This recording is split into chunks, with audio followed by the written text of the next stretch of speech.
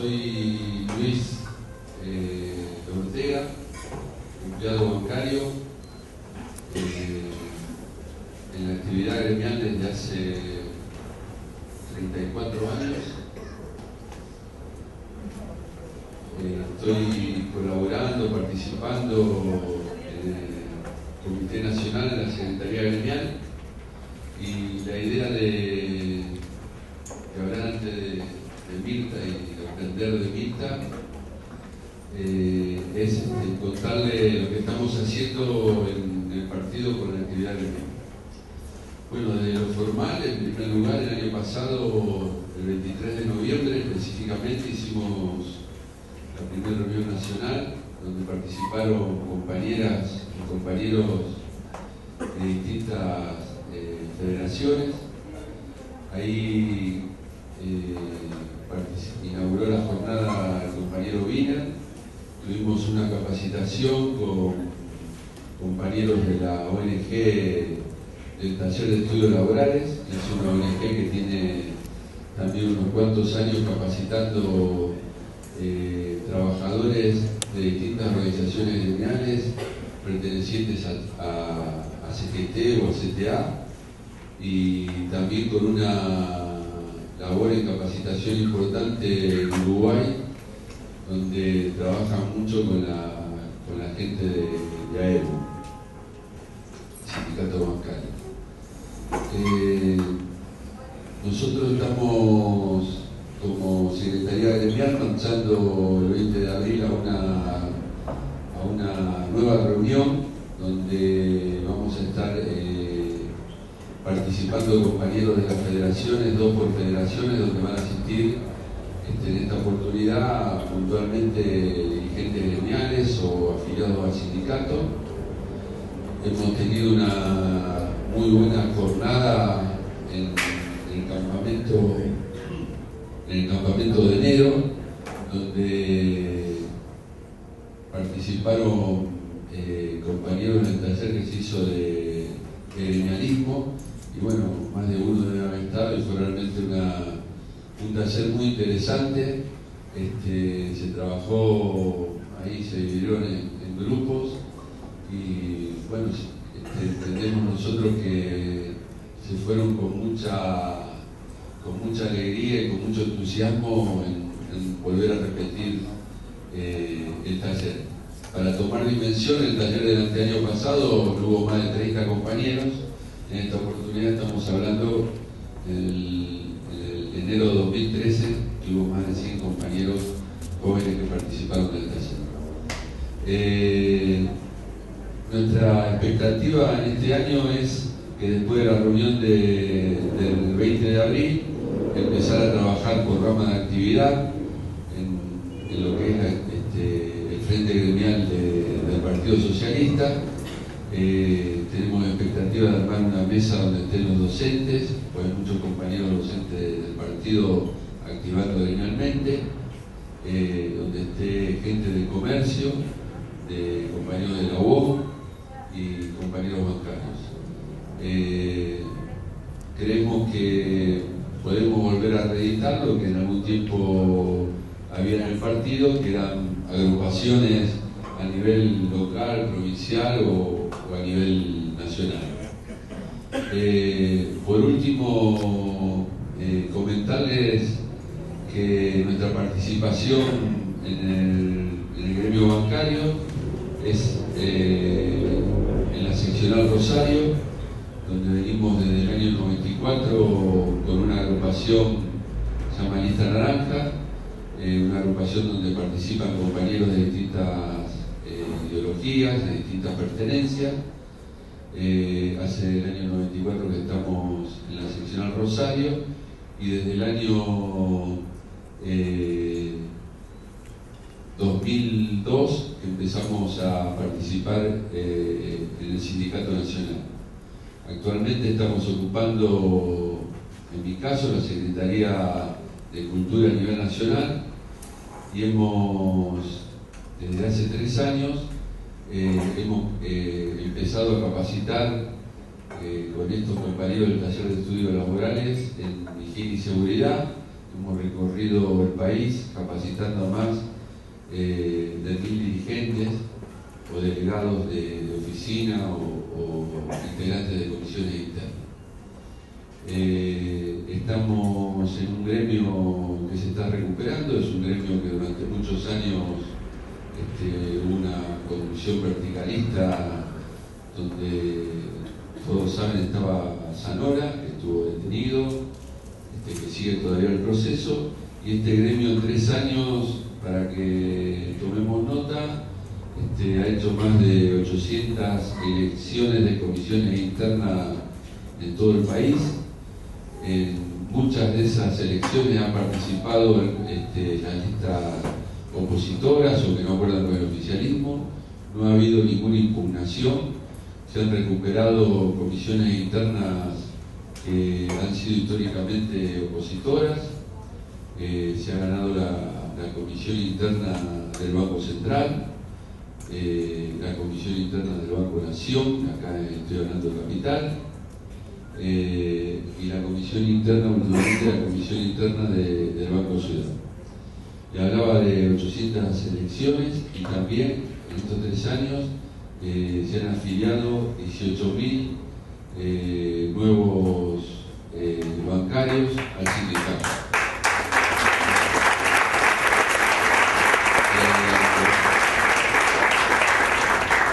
Estamos cerrando lista el día de hoy.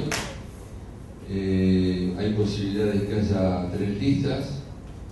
En la lista oficialista estamos todas las seccionales del país. Es una lista que representa a nuestro gremio, ¿no? Nuestro secretario general va a ser un radical, es actualmente un compañero mendocino, Sergio Palazzo. Hay compañeros kirchneristas en la lista, hay compañeros socialistas, y bueno, y representamos a lo que es de alguna manera la sociedad. Están todos los colores. Tenemos compañeros que militan oficialmente en el kirchnerismo, pero se tienen que de alguna manera aguantar que estemos en la Secretaría de Moyano, porque participamos de la Secretaría de Moyano. Estamos reivindicando y desde hace 2 años hemos llevado un proyecto al Congreso para volver a tener una nueva ley de entidades financieras. Este gobierno pseudo progresista todavía convivimos con la ley de Martínez de Oz, y también hemos planteado desde hace 2 años como propuesta para que se quite el impuesto al salario una reforma tributaria. Por último, manifestarle que este compromiso que me pasó Alicia Siciliani para estar antes de la capacitación, información que nos va a dar Mirta, realmente es un halago para nosotros. Entre ustedes hay un compañero joven que es a lo que aspiramos entusiasmarlo a todos los jóvenes, que es Nahuel Villanueva, que es un compañero de Rosario, que participa de la seccional Rosario, integrante de la comisión interna del Banco Municipal de Rosario, único banco municipal que ha quedado en manos del Estado, y no por casualidad, sino porque el socialismo hace más de 20 años gobierna la ciudad. Único banco que tiene cogestión. Hay un trabajador elegido por todos los trabajadores que participa como director, y el compañero también es el prosecretario de Acción Social del sindicato bancario. Así que bueno, con este breve informe de que se está retomando la actividad gremial en el partido, la expectativa de que toda esta capacitación que se está dando nos sirva para difundir en cada centro de estudiantes o en cada federación la necesidad que tenemos como socialistas, que en el lugar de donde trabajemos, donde seamos dependientes, nos afiliemos a nuestro gremio y participemos y tratemos de formar agrupaciones, y más allá de que estemos en la CTA oficialista, o en la CTA de Micheli, o en la CGT de Moyano, o en la CGT de Caló, la idea y la influencia que como socialistas, para generar consenso, reivindicaciones de los trabajadores, la idea es que nos afiliemos a los gremios, que que nos capacitemos, que difundamos y tenemos agrupaciones. Muchas gracias por todo.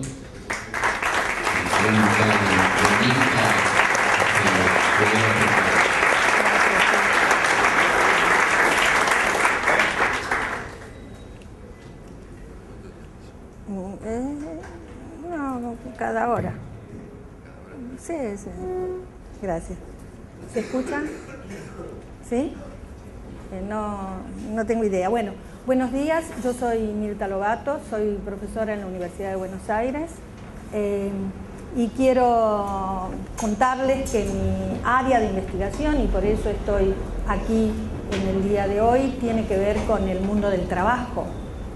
El mundo del trabajo, las relaciones de género, qué es lo que pasa con los varones y las mujeres en los espacios laborales, y también qué es lo que pasa con la protesta social, de hecho, en el largo siglo XX, diría.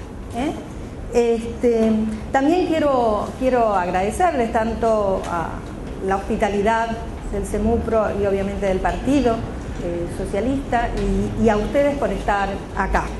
El informe que les ha hecho Luis, ¿no? Me parece que les muestra la complejidad que existe en el mundo laboral, que es una complejidad que tiene numerosas dimensiones.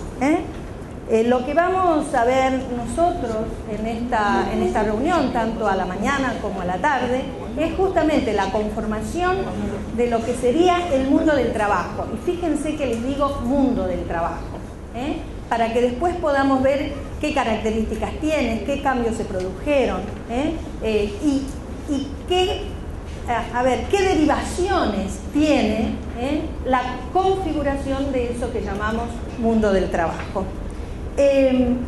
Ya en la reunión de ayer se ha señalado, y yo quiero repetirlo hoy, es que todas estas conversaciones, y por eso les voy a pedir que me interrumpan, si es necesario, cuando quieran, y hagan preguntas, digo, esto forma parte de una conversación. Lo que les decía entonces, que en el día de ayer se ha señalado que todas estas conversaciones tienen un punto en común, y es que la comprensión del proceso histórico no debería, se hace, pero no debería realizarse a la luz de la evolución posterior. Todos nosotros, ustedes y nosotros como historiadores, sabemos lo que pasó, pero nos parece muy importante que pensemos los momentos históricos, los desafíos de cada momento histórico, porque no son iguales, aunque a veces tengan un cierto aire de familia. Este pararse en el punto de llegada ha sido, ¿cómo les diría?, un rasgo de lo que llamamos la historiografía tradicional del movimiento obrero. ¿Y cuál era ese punto de llegada? El peronismo. La mayoría de las historias del movimiento obrero, las escritas por los militantes gremiales, al calor de las luchas políticas que se enfrentaban, estaban de algún modo condicionadas por el contexto del primer peronismo. Eso pasó con dirigentes sindicalistas como Marotta, con dirigentes socialistas como O'Donnell, con dirigentes anarquistas como Abad de Santillán. Perdón, sindicalistas dije Marotta, ¿no? Sí. Entonces, estaban parados en una problemática, y esas primeras historias que aparecieron más o menos entre los años 40-44 estaban pensando desde el dilema que planteaba el peronismo en ese momento. Y eran historias militantes, eran historias que estaban impregnadas del debate político y de las luchas ideológicas del momento, de las diferencias acerca de qué hacer en los sindicatos, de qué hacer con las huelgas, de qué hacer con los boicots, de qué hacer con los sabotajes y de qué hacer con las relaciones con los partidos políticos. Por eso esas historias, que son historias militantes, están impregnadas del debate político e ideológico de la época. No estoy diciendo ni que está bien ni que está mal, estoy describiendo una situación porque me parece que fundamentalmente después de 1983, con la recuperación de la vida académica en las universidades, hubo o empezó... ¿Sí pasa algo? No, pensé que había pasado algo, que no me escuchaban o algo por el estilo. Perdón. Entonces, en esa vida académica, recobrada, diríamos, después de la dictadura, en ese ámbito se empezaron a discutir numerosas cuestiones relacionadas con el mundo del trabajo. Eso es como para ubicarlos en estas cuestiones que tienen que ver cómo se hace historia, cómo se piensa la historia en diferentes momentos históricos. No sé si miran esto, ahora me siento. Me parece que es mejor que ustedes se coloquen, los que están al costado, más o menos en el centro. Pero voy a jugar un poquito con imágenes para que, bueno, para plantear algunos problemas. Yo les decía al inicio que Luis les había comentado que efectivamente en este relato sobre los tiempos contemporáneos eran evidentes las dificultades que existen en el campo laboral. Esa conformación del mundo del trabajo, y ustedes saben que ayer con Hilda comenzaron a hablar de la política en el siglo XIX, ¿no? Y dejaron, si no recuerdo mal, una pelota picando allí, que eran los cambios en la aparición de nuevos actores políticos entre fines del siglo XIX y principios del XX, ¿no? Digo, pero para llegar a ese momento, diríamos que en la segunda mitad del siglo XIX, es decir, más o menos de 1850, 1860, no quiero abrumarlos con fechas, quiero que piensen periodos, ¿no? Se produce justamente esa conformación de un mundo de trabajadores que se hace bajo este paraguas de la organización de la sociedad capitalista. Es un proceso de transformación de las clases trabajadoras que se da entre 1850, ponemos 1950 porque el peronismo efectivamente constituye una bisagra importante en ese tema, que está dividido, que está dividido en dos, en dos subperíodos, que uno... No hay luz. Acá.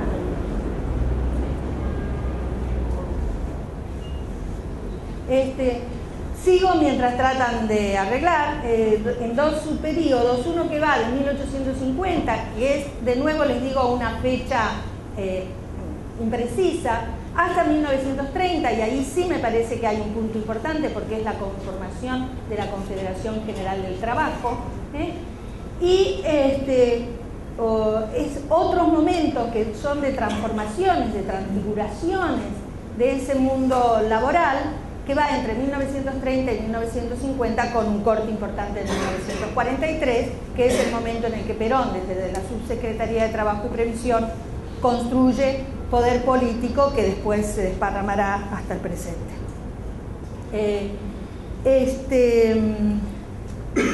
Entonces, hay una pregunta que me parece que es relevante, que es cómo era la economía, porque ¿qué pasa con... Perdón, voy a volver para atrás, aunque ustedes no lo miren. ¿Qué pasa con los y las trabajadoras, ¿no? Ahora se dice las trabajadoras, pero a principios del siglo eran los trabajadores, porque los sujetos de la transformación social eran los varones. Y ustedes tienen que pensar también algo que es muy importante. La sociabilidad política del sindicato era una sociabilidad masculina. Y más allá de los cambios, sigue siendo una sociabilidad masculina. Pero lo que quiero decirles es que ese mundo laboral complejo está en estrecha relación con otras dimensiones que tienen que ser tenidas en cuenta y que le da ese carácter de complejidad. Y es los trabajadores, los y las, ¿no? Para seguir con la onda, porque no podemos decir loas, trabajadoras, ¿no?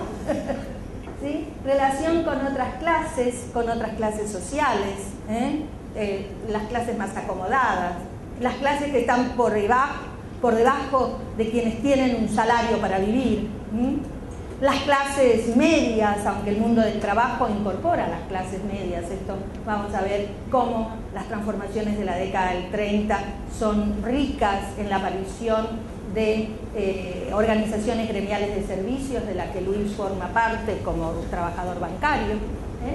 Las relaciones con el Estado, que también son importantes, porque el Estado toma decisiones que afectan nuestra vida como trabajadores. Las relaciones con el Estado, ¿qué hace? ¿Qué deja de hacer el Estado? Eso es muy importante. La relación con la esfera política, porque son los partidos políticos, ya sea el radicalismo, ya sean los conservadores, que ahora decimos conservadores, pero cuyos nombres van variando. ¿Qué hace el Partido Socialista? ¿Qué hace el anarquismo? Porque el anarquismo, más allá de su lenguaje movimentista en términos y de apelación a lo popular, tiene una política para las organizaciones gremiales. La relación con las instituciones, y cuando digo con instituciones estoy pensando con otras instituciones. Por ejemplo, ¿qué pasa con un sindicato en relación con una asociación vecinal? Para darles un ejemplo. Y también en relación con la circulación de ideas, esto que va a aparecer o que aparece en esta serie de charlas, alrededor de la noción de la idea de pensamiento, que es lo que van a trabajar mucho más específicamente con Carlos Altamirano, pero que yo, desde el punto de vista del mundo laboral, no puedo dejar de mencionar la circulación de las ideas, porque esto habla de ideas anarquistas, de ideas socialistas, de ideas sindicalistas, de ideas comunistas, de ideas nacionalistas, de ideas católicas, que son modos de entender el mundo, modos de organizar a los trabajadores, modos de resolver los problemas, modos de actuar en la sociedad, modos de vincularse con el Estado. ¿Está claro? Digo, porque quiero saber si soy clara. ¿Sí? Bueno, entonces, la pregunta que les estaba haciendo cuando yo moviéndome, que no puedo con mi genio, y acá estoy como prisionera en este lugar, estaba haciendo es cómo era la economía en el territorio hacia mediados del siglo XIX. ¿Cómo fue ese proceso?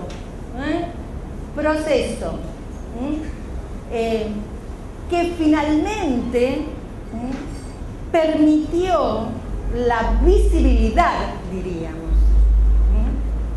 de los trabajadores como actor social, como actor político, como actor económico, como actor cultural. Y eso es lo que va en la segunda pregunta. ¿Qué cambios se hicieron visibles entre fines del siglo XIX y principios del siglo XX? Entonces, la primera cuestión que quiero destacar, y voy a ir rápidamente porque no puedo detenerme en cada uno de estos tópicos, a mí me parece que sería importante que salgan en las preguntas que ustedes van a tener que hacer en ese periodo de media hora, trabajando entre ustedes, para que podamos dar la discusión, es que efectivamente hay una diferencia bastante importante entre las áreas urbanas y las áreas rurales. Por eso puse ese título de la diferencia entre ciudad y campaña, que es lo que a ustedes lo va a llevar, me parece, o que nos puede llevar a discutir el carácter más heterogéneo de ese mundo laboral. Porque el trabajo en las ciudades, ya sea el trabajo artesanal, la manufactura, las industrias que se van a ir desarrollando para satisfacer la demanda de consumo de la población, que por otra parte va creciendo de manera notable como consecuencia de la inmigración. Eso es todo lo que puedo decir, después si quieren preguntan. Genera estas diferencias entre un mundo urbano que hacia 1860 todavía es un mundo más reducido que el de la campaña y que en 1914 ya va a cambiar radicalmente. El proceso de urbanización, eso que aparece con el título, proceso de urbanización, se ha producido como consecuencia no del crecimiento de la población en términos de la reproducción interna, en términos vegetativos, que se dice eso, sino en términos del impacto de la inmigración. Con esto también lo que quiero destacar es que muchos trabajadores van a ser extranjeros. El motor de esa transformación ha sido la producción agropecuaria, en donde se va desde la exportación de lana a la exportación de carne, a la exportación de cereales, todo lo que digo. Pero esto arma un mundo del trabajo rural que tiene otras características, otra dinámica, que no ha cuajado rápidamente en organizaciones sindicales como pasó en el mundo urbano. Las organizaciones sindicales. Ahora ustedes escuchan UATRE, por ejemplo. Ahora, una UATRE no apareció tan rápidamente, para ubicarlos. Y como les dije también antes, esta producción artesanal y de manufacturas que estaba dada principalmente en las áreas urbanas, no solamente de las grandes ciudades, no solamente de Buenos Aires, no solamente de Rosario, no solamente de Bahía Blanca. Yo veo que acá es bastante representativa la presencia de las provincias en la lista que tengo, ¿no? También en los pueblos chicos y medianos del interior. Pensemos, no sé, en San Francisco, Córdoba, un taller, ¿sí?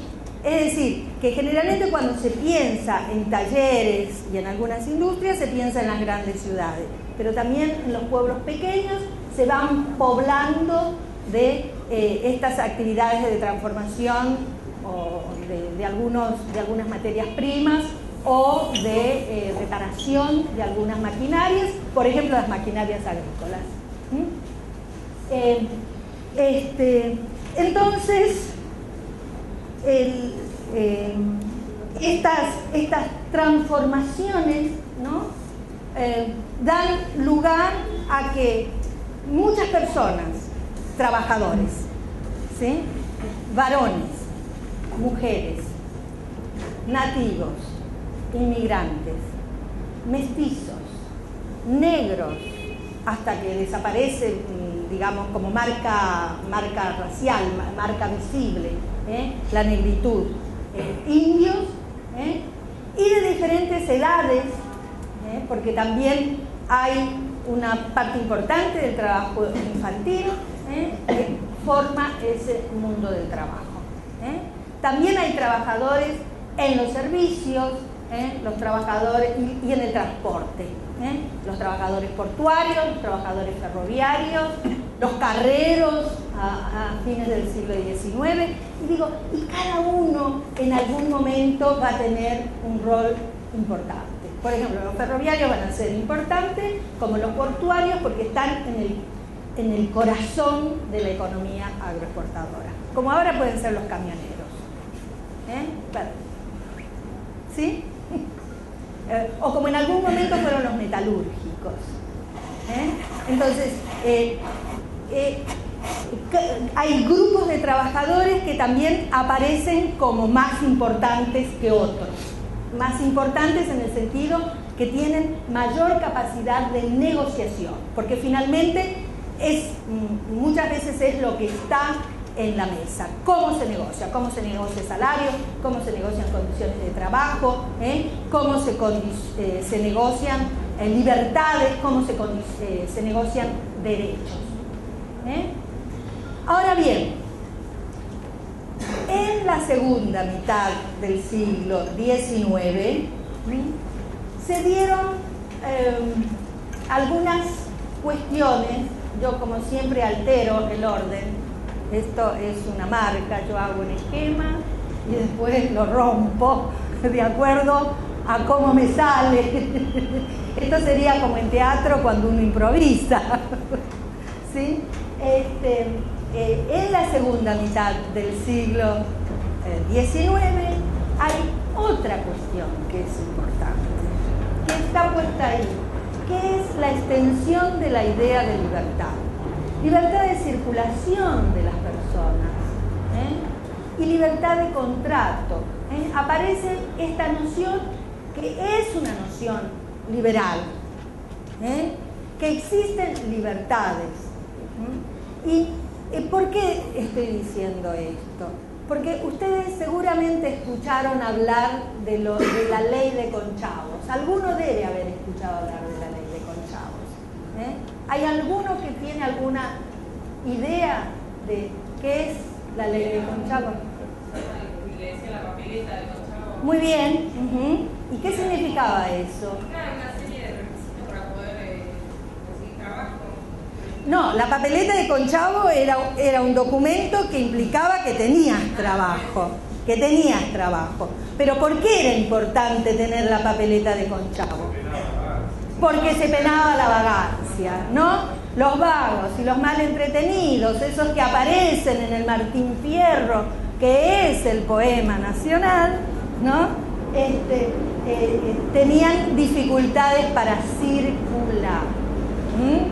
Entonces, la papeleta de conchavo era un modo coactivo. Fíjense la palabra que estoy usando. Coactivo para entrar al mercado laboral. Entonces, en la medida que los empresarios, los propietarios de tierra, sobre todo, necesitan que la gente circule para que vaya a trabajar en diferentes lugares, se va aboliendo la papeleta de conchavo. Es un largo proceso. En el corazón de la articulación económica con el mercado internacional, que es la región pampeana, se hace más rápidamente que, por ejemplo, en Salta y Jujuy, donde a fines del siglo XIX todavía seguía existiendo la papeleta de conchavo. Y la papeleta de conchavo es una restricción a la libertad de circulación. ¿Sí? Por eso estoy hablando de libertades. ¿Está? Y quiero agregar algo más, que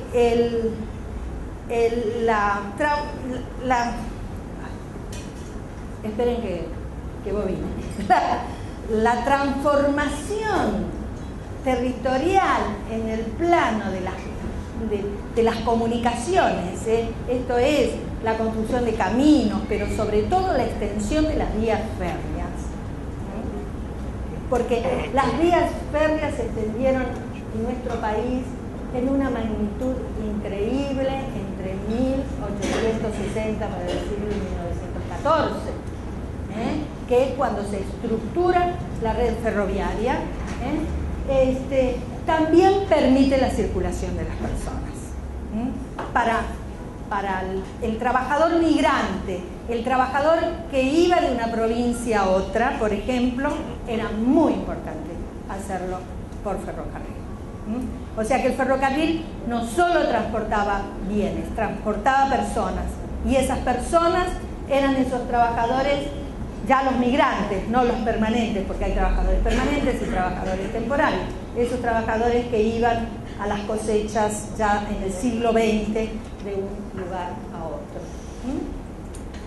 Entonces lo que me importa de esta segunda mitad del 19, que quede más o menos planteado para la discusión si ustedes quieren, es que hay una extensión de esas ideas de libertad, de circulación y de contrato que coexisten con esas prácticas coactivas y con formas no salariales de retribución, formas no salariales que van a permanecer hasta el siglo XX.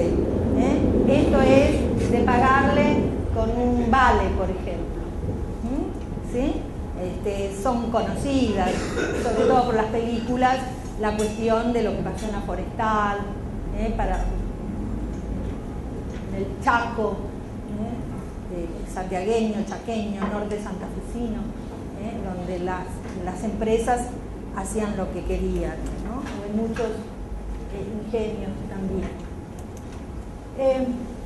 Después voy a volver, pero quiero mostrarles, no sé si se ven, algunas imágenes, solamente para que tengan eso, imágenes de algunas de las actividades más importantes. La industria de la carne sin duda fue una de las más importantes, en tanto que era un producto para la exportación. La carne era lo que nos conectaba con el mercado internacional. Era uno de los principales productos de exportación. Los frigoríficos y las empresas de capitales extranjeros como Swift y Arur fueron las mayores concentradoras de trabajadores en una unidad fábrica. Y el 30% eran mujeres, no eran poquitas.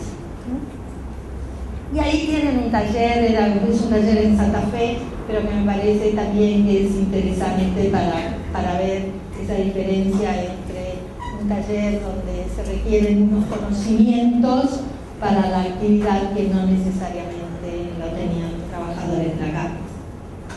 Y ahí me quedo, vuelvo para atrás. Ese lo van a ver después. ¿Sí? ¿Hasta acá alguna pregunta? ¿No?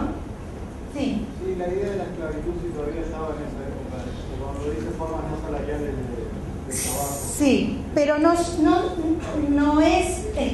hay esclavos. Esto es muy importante, porque es lo que diferencia, por ejemplo, al trabajo y a toda la discusión sobre el mundo del trabajo en Argentina y Brasil, por ejemplo. En 1812, el Triunvirato había prohibido el ingreso de trabajadores esclavos en la Argentina. Y en 1813 se había abolido, se produce la libertad de vientres. No es que se va a abolir la esclavitud, porque en algún momento la presidenta dijo eso en algún discurso. Se va a abolir, se produce la liberación de los que nacieron en el territorio argentino. Los papás seguían siendo esclavos, ¿sí? La Constitución del 53 sí establece que hay libertad para los esclavos, que no hay esclavitud en la Argentina. Pero todos los procesos de liberación de los trabajadores esclavos también son procesos complejos.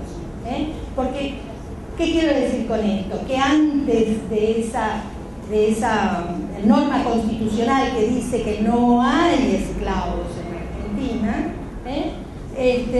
hubo compras. Un esclavo podía trabajar para comprar su libertad. O sea que esto también es interesante.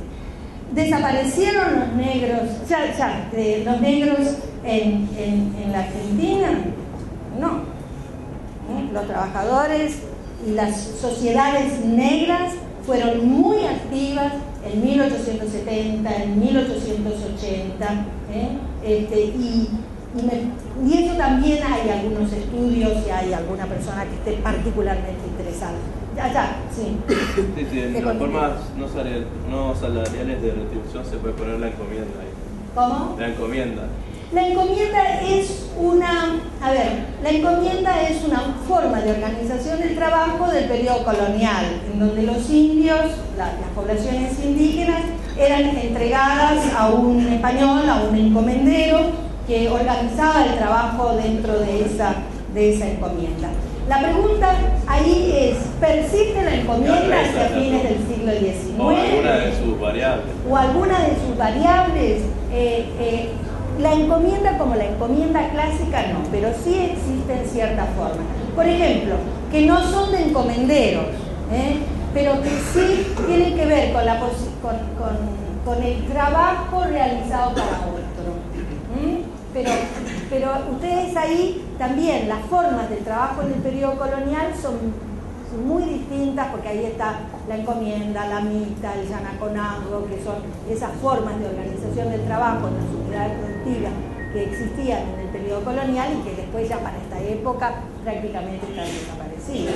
Sin embargo, esto no quiere decir que no haya algunas formas en lugares más aislados, ¿no? Allá, alguien levantó la mano por allá. Sí. A ver. Si esos sectores del trabajo que están nombrando eran los que participaban de la vida política, como un poco habíamos dicho ayer.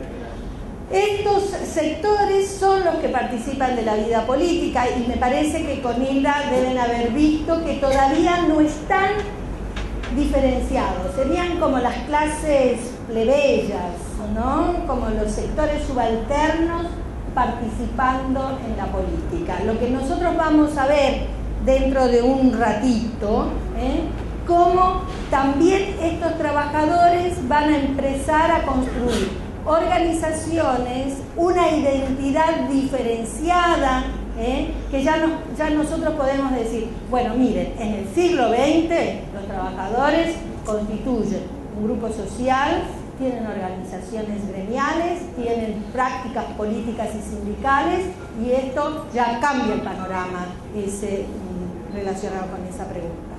Sí, resumo lo que usted acaba de decir, digamos, esta constitución, digamos, a principios del siglo XX,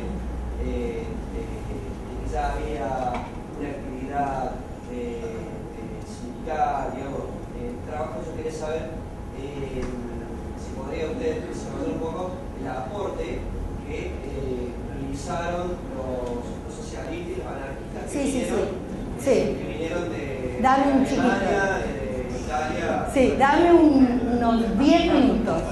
Voy en esa dirección. Sí, ahora te contesto. No, muy bien, ahora te contesto. Me gusta esa ansiedad. Comparto tu ansiedad. Está muy bien. A ver, por allá. Bueno, yo iba a hacerle casi la misma pregunta al compañero acá.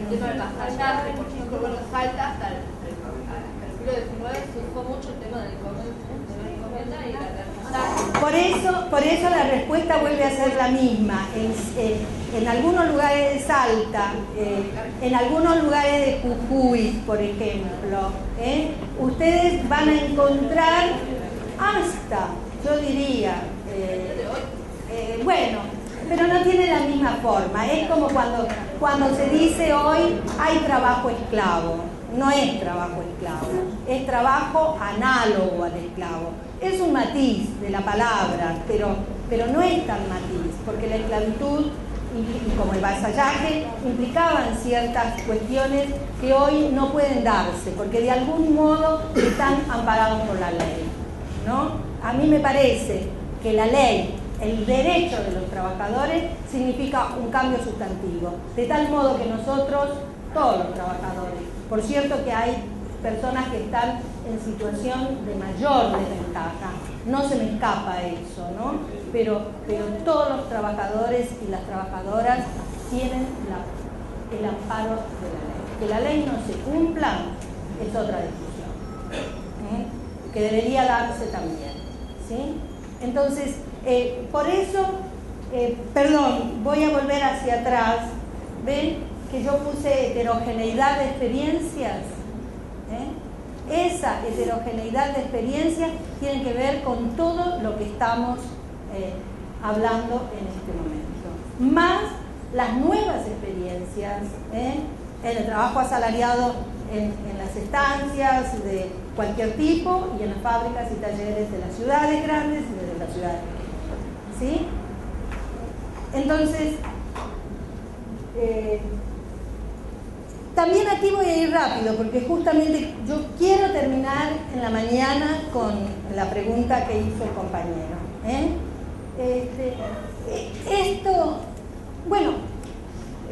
Además de todos estos trabajadores están los trabajadores por cuenta propia. ¿Sí? Y además de todo esto están los bolsones de empleo femenino, que es el servicio doméstico. ¿Sí? Y allá en el siglo XX lo que va a aparecer de manera bien visible, pero a fines del siglo XIX también lo hay, es el trabajo a domicilio, que es las mujeres, por ejemplo, que cosen en su casa. Por ejemplo, para la guerra del Paraguay había talleres donde las mujeres cosían. Y después, con la expansión de la industria del vestido, ese trabajo a domicilio va a ser importante. Y ese trabajo a domicilio, como el trabajo doméstico, está al margen de la protección que se va a ir logrando. ¿Sí? ¿Está? Entonces, ¿qué es lo que pasa en los lugares de trabajo? Fundamentalmente en fábricas y talleres se van a producir ciertas condiciones. Esas condiciones de trabajo van a impulsar demandas y demandas para mejorar las condiciones de trabajo, pero también para organizarse, porque a partir de la organización es posible conseguir esas mejoras. Este es el punto que empieza a circular. Las ideas de solidaridad, de unión y de organización. Ahora, acá siempre se plantea un problema en cuanto a la organización. La organización impulsa a los trabajadores en sus demandas o los trabajadores conforman las organizaciones. ¿Sí? Bueno, la respuesta que yo doy a esto en función justamente de los estudios que he hecho es que van en paralelo. Que no hay organización sin trabajadores movilizados y que demandan, y que no hay demandas y el logro de algunos objetivos si no hay organización. Cuando la organización decae, también se debilitan del poder. En la época, ¿saben qué palabra aparecía? Porque hay palabras de épocas. El poder despótico de jefes y capataces. Entonces, ¿cómo diríamos? Las arbitrariedades, los abusos. Esas son dos cuestiones que aparecen. Y la cuestión de los salarios, las demandas por salarios, por mejores salarios. ¿Por qué? Porque las demandas por mejores salarios están relacionadas con las condiciones de vida. Y los mejores salarios impactan sobre la familia en su conjunto. Y aquí ya ni siquiera sigo el papelito, estoy como... Les quiero mostrar algo. ¿Se ve de ahí? ¿Se distingue? ¿Qué ven los que están al fondo?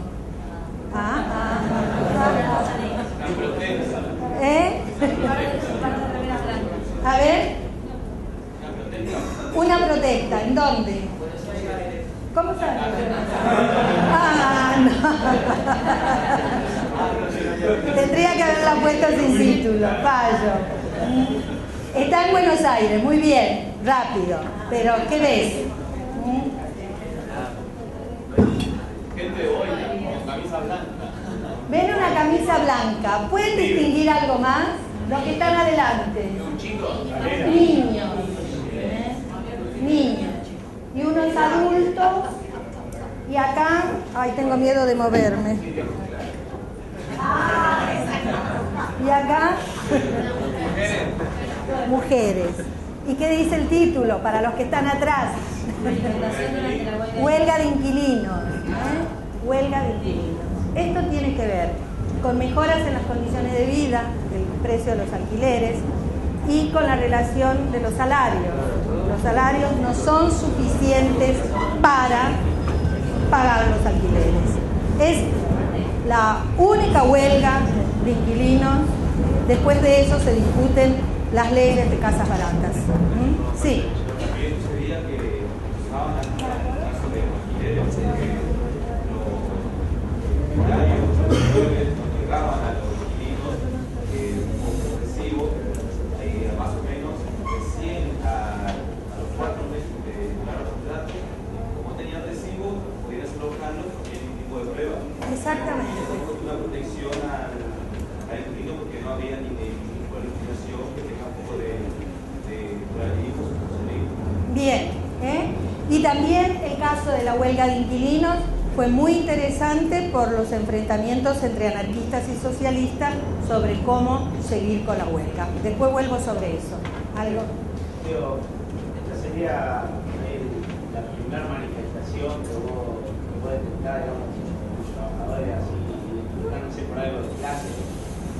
No, la primera huelga, las huelgas se van a reproducir desde 1885 en adelante. Yo no quise ponerle los gráficos y los cuadros de huelga porque me parecía que era como demasiado, pero hay huelgas. En realidad la primera huelga es anterior, es del 57, la hace la Sociedad Tipográfica. Pero a partir de 1884, 1885, hay registros de huelgas en la manufactura, de huelgas en el puerto, y de huelgas en algunos servicios. Y esas huelgas van increyendo, van creciendo, y en 1902 se realiza la primera huelga general. Y esa huelga general de 1902 es uno de los acontecimientos, digamos, uno de los eventos del mundo del trabajo que van a provocar la reacción de las autoridades, que hasta ese momento eran un poco indiferentes frente a las manifestaciones de conflicto laboral, ¿no? Pero es en 1902 la primera huelga general. Y acá ya paso el aviso para el futuro. Entre 1902 y 1930 hay numerosas huelgas generales. Esas huelgas generales son huelgas de solidaridad obrera, son huelgas de solidaridad con otros trabajadores, son huelgas de solidaridad con trabajadores reprimidos. Y en la década del 20, solidaridad con Sacco y Vanzetti, solidaridad con Eusebio Mañasco, que eran líderes políticos, sindicales, políticos gremiales. ¿Sí? Y también es interesante porque en la década del 30 las huelgas generales, y eso lo vamos a ver con los cambios, van disminuyendo. Piensen en el contexto de la crisis económica, hasta la huelga general de 1936, que tiene como punto de partida la huelga en el gremio de la construcción, y que se convierte en Buenos Aires en una huelga que se expresa territorialmente porque hay manifestaciones manifestaciones en varios barrios, qué sé yo, Villa Parque, Devoto, Villa Crespo,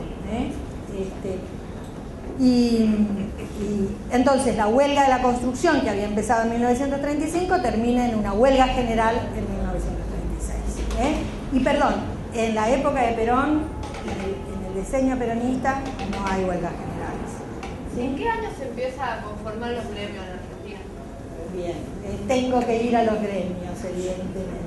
Ya, formas de organización y protesta. ¿sí? Entonces, esas demandas de los trabajadores, ¿sí?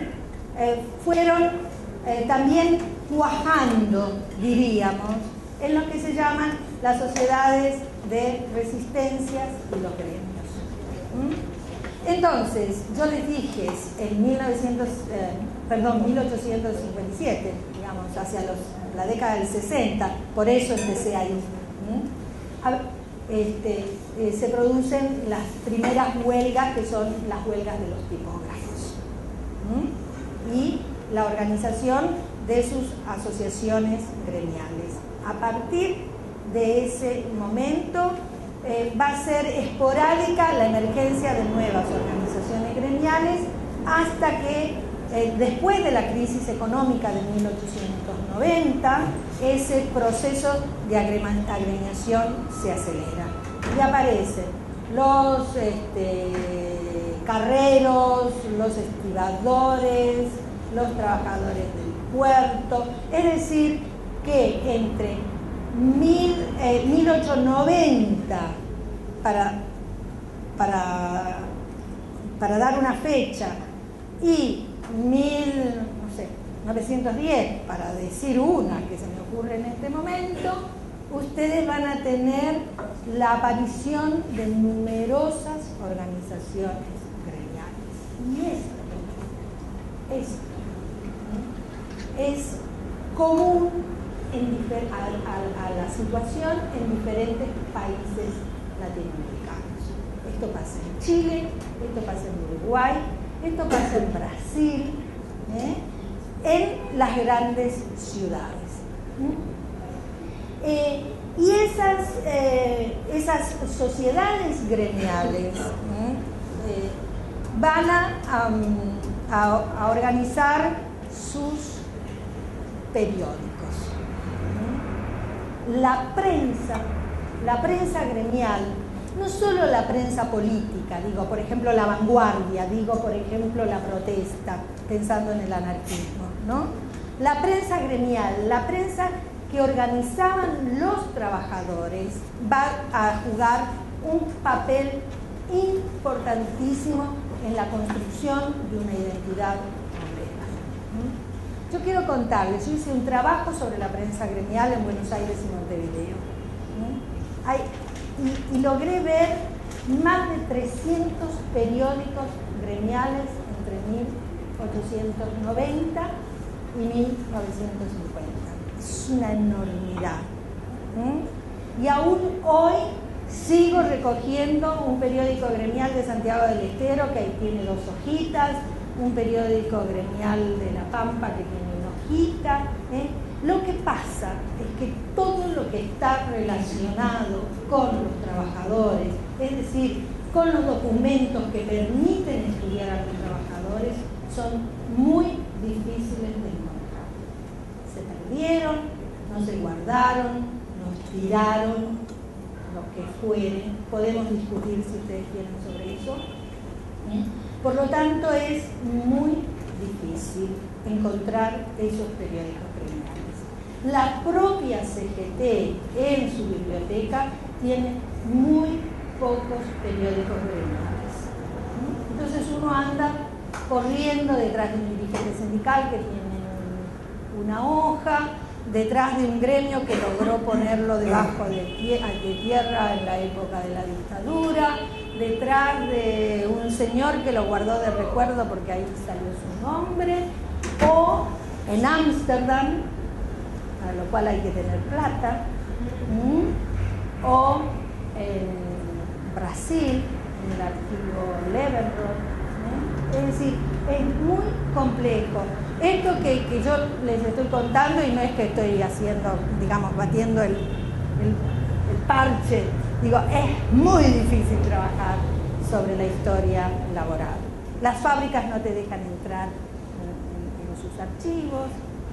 Yo he entrado al archivo de Swiss y Ardwood y he visto las fichas de personal que decían despedido por comunista, despedido porque reclamaba las 8 horas. Entonces es complicado. Entonces, pero le asigno a la prensa gremial un lugar importante en la construcción de la identidad obrera, en la identidad, en esas tres ideas: solidaridad, organización y lucha. Y en otras dos: iluminar, educarse, organizarse. La educación era un elemento importante de todas las organizaciones obreras, independientemente de la ideología que tuvieran. ¿Sí? ¿Querías preguntar algo? Sí, en realidad quería preguntar si todo este surgimiento de sociedad de resistencia, etcétera, que está describiendo, son exclusivamente espontáneos de trabajadores, o hay algunos otros sectores sociales que contribuyen de alguna forma a llevarlo adelante, digamos. Bien.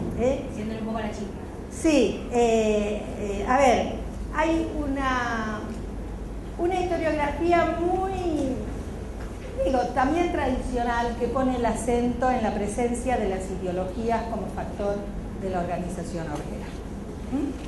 ¿Esto qué quiere decir? Que la llegada de socialistas, por ejemplo, en la década del 70, quiero decirles que esto es así, ¿no? Que los inmigrados políticos, por ejemplo, de Alemania, que eran socialistas, crearon un periódico que se llama El Obrero, y ese periódico difundía ideas socialistas. De hecho, yo he traído unos párrafos del Obrero para leérselos así muy rápidamente. Los anarquistas también llegan ácratas a la Argentina, y también no hay un anarquismo, hay varios anarquismos, y lo cierto es que hay tensiones entre ellos, entre los que eran organizadores y no organizadores, y finalmente los organizadores van a triunfar y son los que van a tener una mayor vinculación con las organizaciones obreras. Y buena parte de la historiografía ha puesto el acento en el impacto de las ideologías que no eran ideologías nativas, decían, ¿no? Que eran ideologías foráneas. Y la organización obrera, como parte de la presencia de las ideologías foráneas, era muy discutida en la época por las clases dirigentes. Entonces, eran males, ¿no es cierto?, foráneos, ¿sí? Y entonces estos protestaban porque eran antinacionales. Entonces, lo que yo trato de hacer es que ustedes vean que es un proceso en el que confluyen las propias condiciones de trabajo y de vida con la presencia de organizadores. La presencia de los organizadores solo no basta. Tienen que darse condiciones para que se produzca la protesta y la organización. Los dirigentes anarquistas, los dirigentes socialistas, los dirigentes comunistas podían tomarse el tren en Buenos Aires y bajarse en la Quiaca y no pasaba nada si no había condiciones que favorecieran esto. Entonces, por eso yo estoy haciendo este recorrido en el que voy a hablar de las organizaciones, del impacto de las ideologías. Pero primero quiero que a ustedes les quede claro que tienen que haber ciertas condiciones para que se produzca la organización, para que se produzca el debate, para que la gente se movilice por algo. Uno no se moviliza por la nada. Y nos pueden hablar todo el tiempo, y si no nos convencen, nos vamos a quedar sentados en nuestra casa.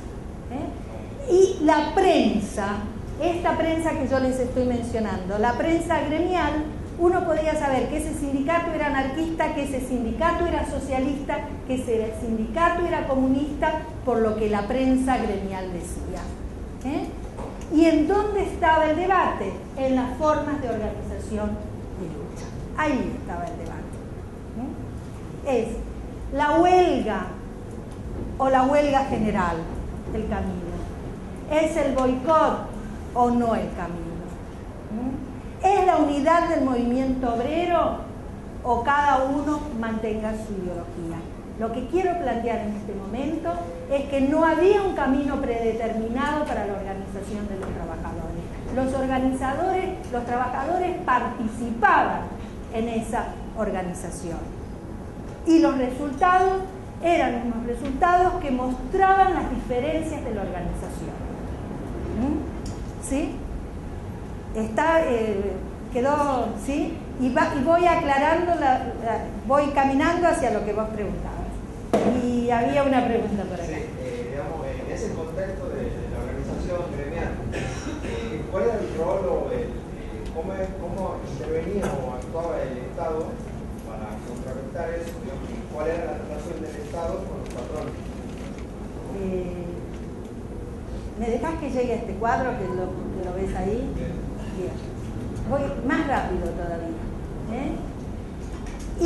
Y también en esta cuestión de las ideologías, y con esto cierro y sigo, es que nosotros venimos de una cultura de izquierda. A ver, yo me considero que participo de una cultura de izquierda, para ponerlo en claro. ¿Sí? Entonces, cuando fuimos a estudiar a los trabajadores, nos negábamos a que había nacionalistas de derecha en las organizaciones sindicales. Pero yo no estoy hablando después del 55, estoy hablando antes.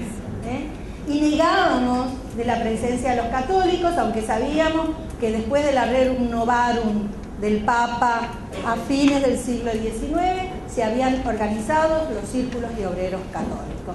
Pero también lo que quiero plantear para la discusión hoy es que los nacionalistas y los católicos también estaban al lado de los trabajadores. ¿Y para qué estaban?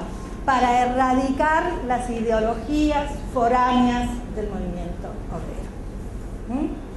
¿Querías preguntar algo? ¿Cómo impactó la formación de la Segunda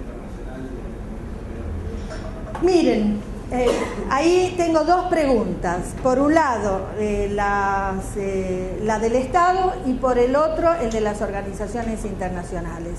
Los socialistas estuvieron en contactos con las organizaciones internacionales, y todas las organizaciones internacionales, la primera, la segunda internacional, impactan en los grupos afines a esas.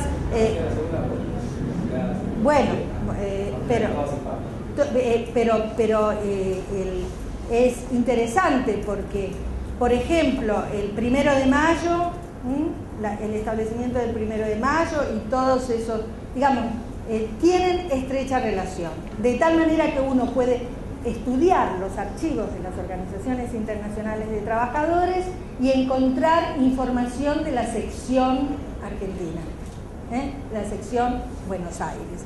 Y esto forma parte de la internacionalización del movimiento obrero, porque el movimiento obrero era internacionalista. Esto también es importante. Era internacionalista y muy cosmopolita, acorde con la sociedad en la que estaban viviendo. Y luego se va a dar un proceso de nacionalización de los trabajadores en la década del 20, que ahí es cuando los nacionalistas empiezan a tener más basamento, digamos, ¿no? ¿Sí? Y quería mostrarles también estas imágenes un poco pero yo ya no sé si ustedes lo ven desde allá.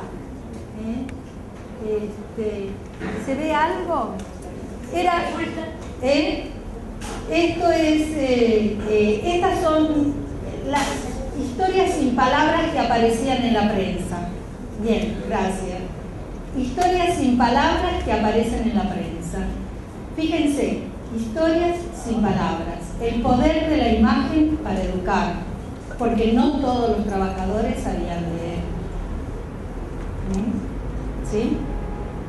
Entonces, el poder de la palabra para educar. En la primera dice la ley del capitalismo.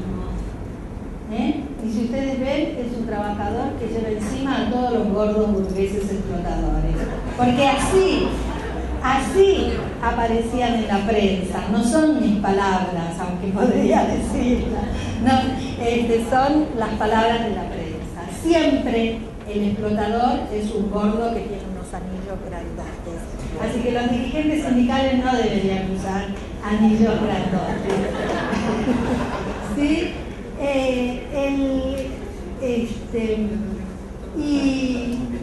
Y siempre están en esta posición de clase parásita. En la prensa aparecen como explotadores y como parásitos. En la otra, en esta que está acá, ven que hay un boxeo, y ahí empiezan a trabajar la cuestión de la unidad. Si los trabajadores se pelean, los explotadores aprovechan. Y esta, ¿no? Esta historieta que está acá abajo, que hay dos explotadores, ¿no? Es justamente están rompiendo la unidad obrera. Hay otras, bueno, no las seleccioné justo, que es que todos los trabajadores están tirando juntos. Entonces, si tiran juntos, como en una cinchada, vieron cuando uno en gimnasia, no sé, iba a la escuela, era cinchada. Entonces, si todos tiran juntos para un lado, los explotadores van a ser derrotados. Y la cuestión, que el pueblo organizado puede tener el control de los precios, detener la inflación y mejorar las condiciones de vida de todos. Y acá abajo es el trabajo de la mujer y de los niños. Acá. Entonces fíjense que el gordo burgués explotador va en un carro y los que tiran del carro son los explotados, las mujeres y los niños. Porque dentro del mundo del trabajo, incluso para las organizaciones obreras, las más explotadas eran las mujeres. ¿Sí? Y esta es la tapa de uno de los periódicos, El Constructor Naval, para que ustedes vean esto, para que por lo menos tengan una tapita de un diario de estas características. Eso es el 1 de mayo, todos los 1 de mayo, que era la conmemoración de los caídos bajo la explotación del capital, se recordaba a los trabajadores. Las fiestas anarquistas, bien, fiestas entre comillas, como la conmemoración, anarquistas y socialistas eran numerosas. Podría haberle traído fotos de todos los años entre 1904, 1905 y 1940 de las manifestaciones, bueno, socialistas sin duda y anarquistas en diferentes momentos. Y finalmente llego a este cuadro que yo espero que ustedes puedan leer. No se ve bien. Bueno, les voy a cortar.